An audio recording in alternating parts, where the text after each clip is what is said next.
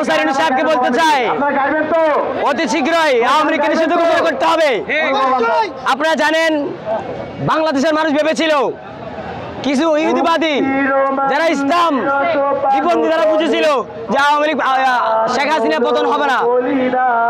আজ যারা স্বপ্ন দেখছে আওয়ামী লীগের নিবন্ধন বাতিল হবে না, আমরা সুস্পষ্ট বার্তা দিতে চাই, হাসিনার যে পরিণতি হয়েছে আমাদের নাটক করেন আপনারা আমাদের সাথে। আজ সারা বাংলাদেশের সমস্ত ইসলামী দলগুলো ঐক্যবদ্ধ হয়ে আওয়ামী লীগের নিবন্ধন বাতিল করতে হবে।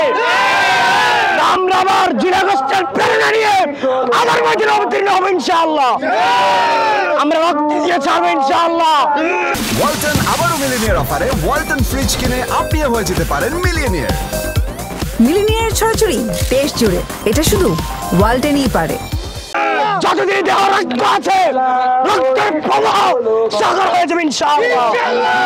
আওয়ামী লীগ নিষিদ্ধ ঘোষণা করে আমরা ক্ষান্ত হব ইনশাআল্লাহ।